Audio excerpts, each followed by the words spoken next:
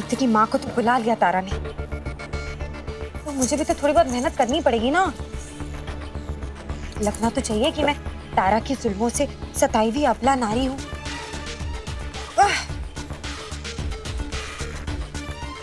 इसको थोड़ी ना निकाल सकती हूँ, ये तो पति की निशानी है।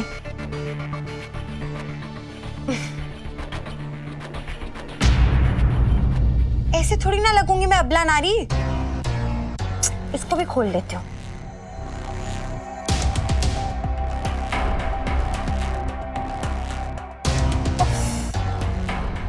क्यों है तू इतनी सुंदर, हर हाल में अच्छी दिखती है।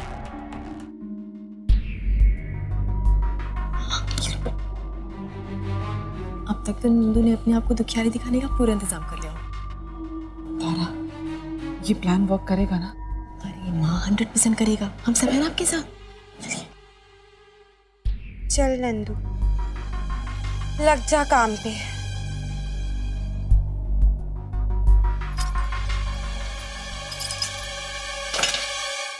नंदू कहाँ मर गई? नंदू! हाँ, अरे आप सॉरी। आप नंदू, ये क्या हाल बना रखा है? ये बिखरे बाल, ये झाड़ू, छी, बेचारा। तारा, तुमने अपनी बहन को तो बिल्कुल नौकरानी बना के रखा है, बेचारा। अब इस घर का मालिक तो एक ही हो सकता है ना, और वो हूं मैं। तो बाकी सब तो नौकर ही होंगे ना।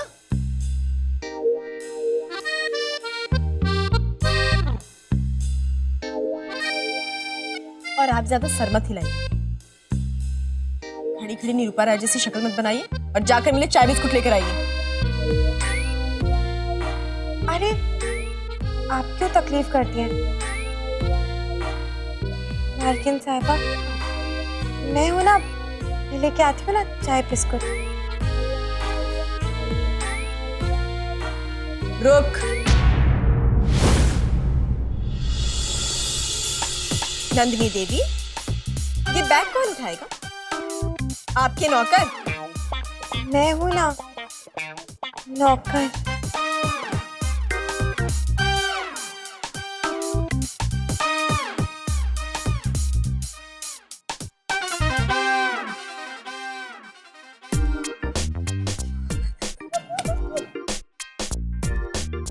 मैं हूं नौकर।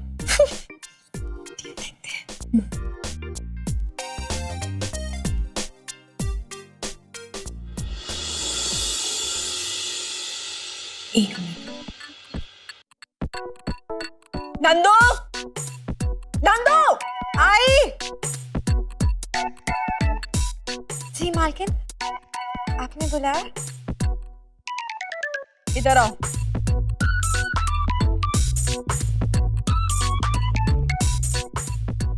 ये लो, मेरी चप्पलें इज्जत के साथ जगह पे रख।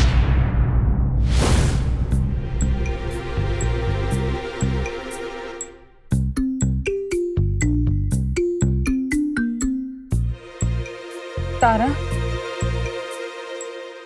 वो बेचारी अकेली कितना काम करेगी, हम रख देते हैं। नहीं नहीं, इसकी क्या जरूरत है? आपको भी मेरी सेवा का पूरा अवसर मिलेगा। फिलहाल मैं जिससे काम के लिए बोल रही हूँ, काम वही करेगा। तू अभी तक खड़ी है? चप्पलें लेकर जा। आप बैठिए, हाँ, आराम से। चाय बिस्कुट जल्दी। हाँ।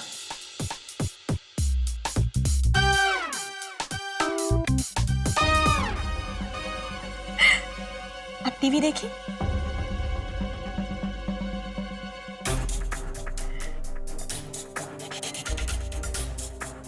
अभी खबर मिली है कि रुद्र प्रताप सिंह शेखावत की गाड़ी पर कुछ अज्ञात नकाबपोशों के गुट ने हमला कर दिया है। पुलिस इस केस की तहकीकात कर रही है। हालांकि अभी तक इसके बारे में कोई भी जानकारी नहीं मिली है। बढ़ते हैं अगली खबर की तरफ।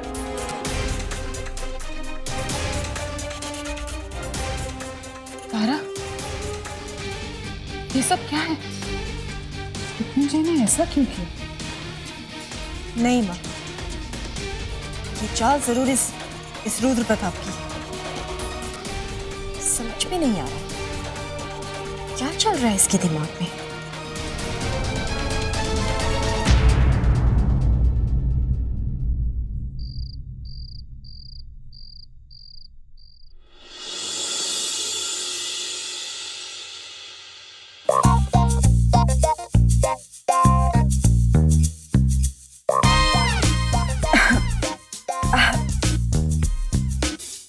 वो आपका बिस्तर ही लगा रही थी, वो वहाँ पानी का जग भी रख दिया।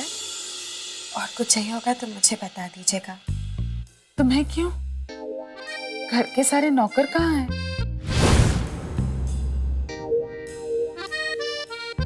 कैसे बताऊं कि तारा से काम करवाने के लिए मैंने ही सारे नौकरों को काम से निकाल दिया था।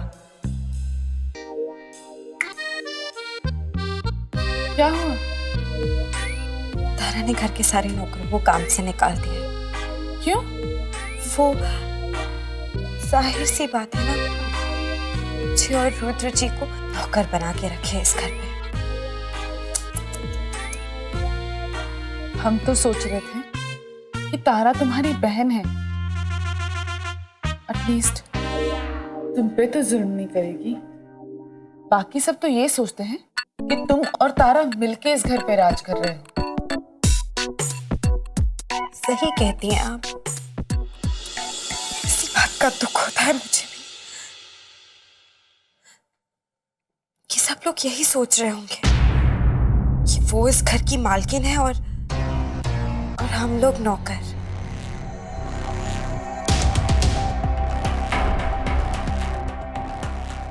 लेकिन खैर, अब आप इस घर में आ गई हैं तो अच्छा है। आपको सब कुछ सच पता चल जाएगा और आपकी सारी गलतफहमियां भी दूर हो जाएंगी। वो तो हो ही रही है, धीरे धीरे। ठीक है, मैं चलती हूँ। और कुछ चाहिए होगा तो मुझे बता दीजिएगा।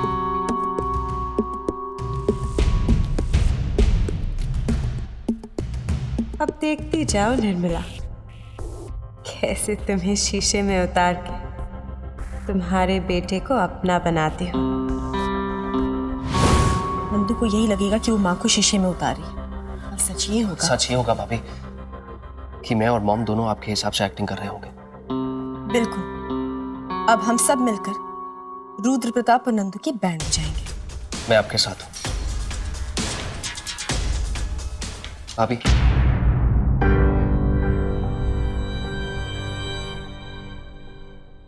मैं बहुत शर्मिंदा हूं।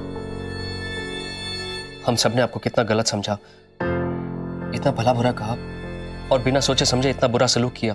कोई बात नहीं है आदित्य, तुम्हारी गलती नहीं है।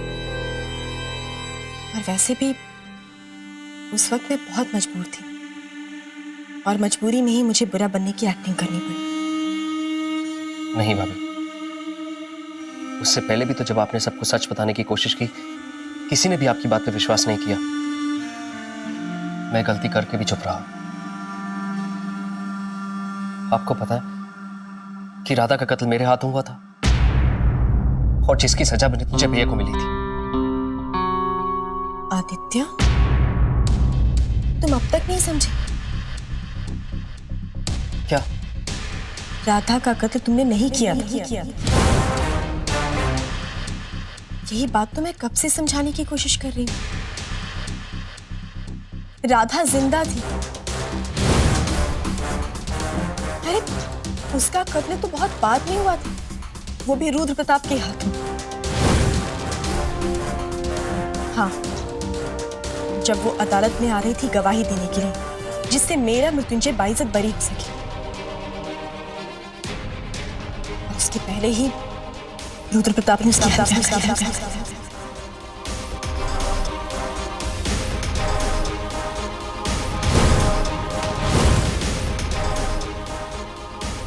और ये बात सिर्फ मैं, मृत्युंजय और युग जानती हूँ।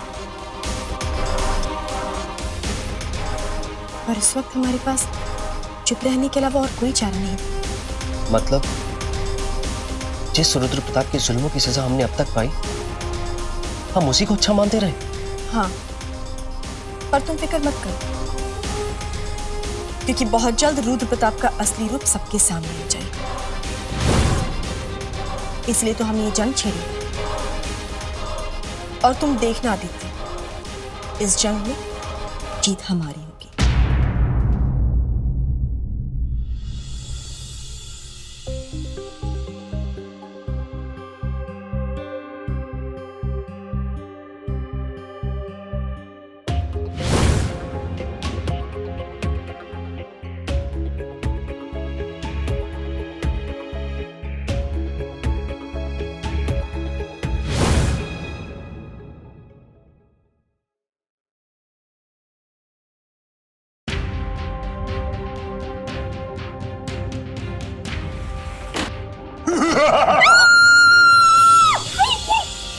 चिल्ला क्यों रही हूँ? मैं हूँ। पागल हो गए हो क्या? यहाँ क्या कर रहे हो? वो भी सलमारी में। जंगल में बोर हो गया था, सोचा आकर तुम्हारे कपड़े प्रेस कर लूं। तुमसे मिलने आया था पागल। मेरी तो जान निकाल दी ना तुमने, भूत बनकर डरा दिया मुझे। वहां मेरी जान निकली जा रही थी। क्या हुआ?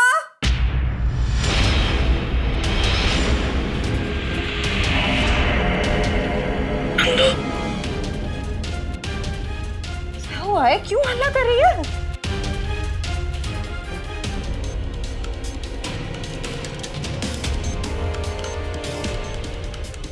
अजीब लड़की है।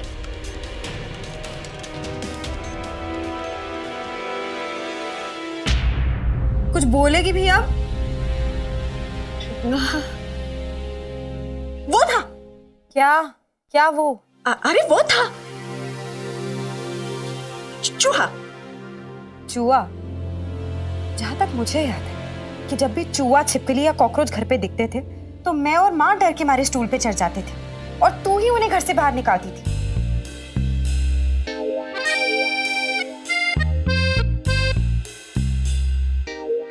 तो आज तू चूहे से कैसे डर गई? वही तो, नंदू चूहा ही ऐसा था, एकदम अजीब सा, छोटा सा, दुबला पतला सा, एकदम खिलौना, बदसूरत, बड़ा ही गंदा सा चूहा था वो। और डरपोक तो इतना कि मेरी एक चीख सुन के ही भाग गया वो। तो चीखी भी तो इतनी जोर से थी, अगर आदित्य होश में होता तो वो भी डर के भाग जाता।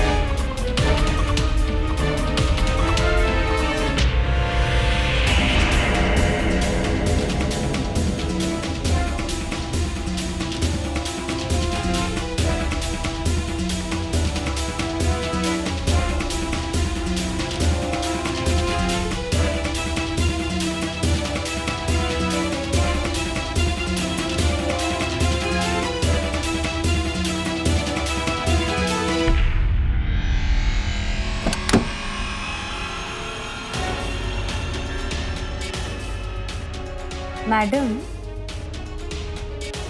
कमरे में चूहा है ना? तो अलमारी बंद कौन करेगा? चूहा अंदर घुस गया और कपड़े कुतर गया तो? हाँ, अच्छा तू जा ना, मैं चूहा ढूंढती हूँ ना, तू जा।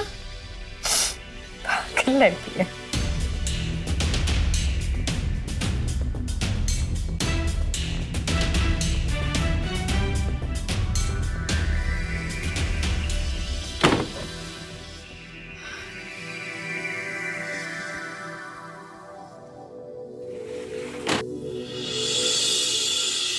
अच्छा बच्चू, अजीब सा, छोटा सा, बदसूरत सा चूहा।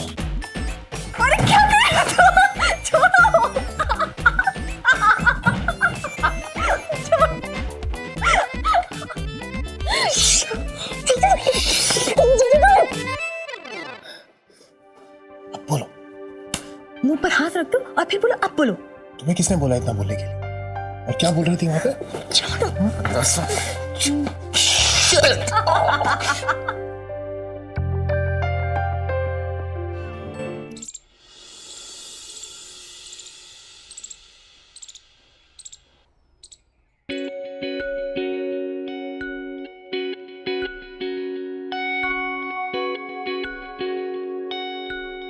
अजी सुनती हो?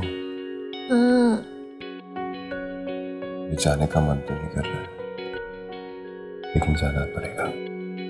तुम कहीं नहीं जा रहे, बस सो चुपचाप। पति पर हक जता रहे हो? और तुम कैसे पति हो? अपनी पत्नी को छोड़कर जा रहे हो। ऐसा हूं मैं, ऐसा ही रहूंगा। जल्दी से उठ जाओ, ना तुम्हारी ये नंदू है ना, वो आएगी, फिर ये चूहा पकड़ा जाएगा। चूहा नहीं पकड़ा जाएगा, क्योंकि इस चूहे को इस चूहिया ने जो पकड़ लिया है। मिस चूहिया, सॉरी मिसेस चूहिया, क्या आपको पता है मिस्टर चूहा काटता भी ऐसे? उठो अभी, लो अपना दुपट्टा, जाओ जाकर ब्रश करो।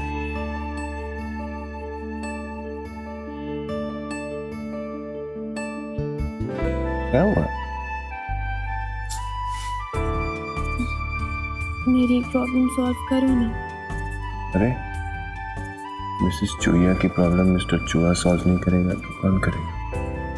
मुझे ना ये सफेद कपड़े अब नहीं पहनने। ओले, बस कुछ दिन। क्या कुछ दिन और? पहले की बात कुछ और थी ना। तब मुझे लगता था तुम इस दुनिया में नहीं हो, पर अब तो मेरा पति मेरे पास है, मेरे सामने है, सुरक्षित है। फिर मैं कैसे पहन सकती हूँ ये कपड़े? मुझे नहीं पहनना बस। मृत्युंजय प्लीज प्लीज ना मृत्युंजय, मुझे सफेद कपड़े नहीं पहनने, मुझे सुहागिन वाले कपड़े पहनने। देखो अब तुम वो बीवियों वाली जिद कर रही हो, वो भी सुबह सुबह बिना ब्रश किए। हेलो, इसका कोई टाइम नहीं होता। और वैसे भी मैं तुम्हारी पत्नी हूँ, और पत्नी ने अपने पति से जिद नहीं की तो क्या किया? अब कोई उपाय ढूंढो ना, अच्छा सा बढ़िया सा। सोचो ना, दिमाग बढ़ाओ ना। मैं तुम्हें किस करूंगा, फिर मेरा दिमाग चले। अगर लो तुम बस हो गया, दिमाग चल गया। अब बताओ एक तरीका है। क्या?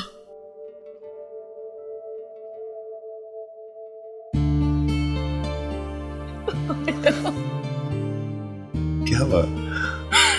ये तरीका है। क्या आइडिया दिया पति देव आपने? अरे आपका दिमाग तो कंप्यूटर से भी तेज चलता है, और इसके लिए आपको मिलता है। अच्छा आइडिया दिया ना। बहुत अच्छा आइडिया दिया। जाओ।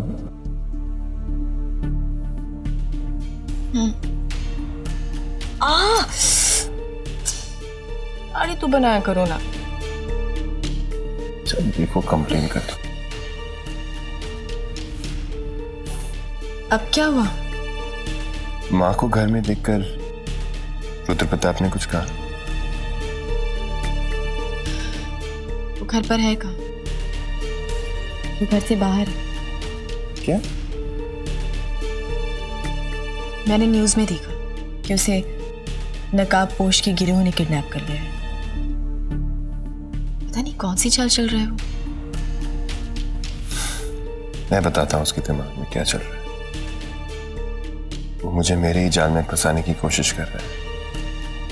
ये बस उसकी चाल है। फिक्र मत कर।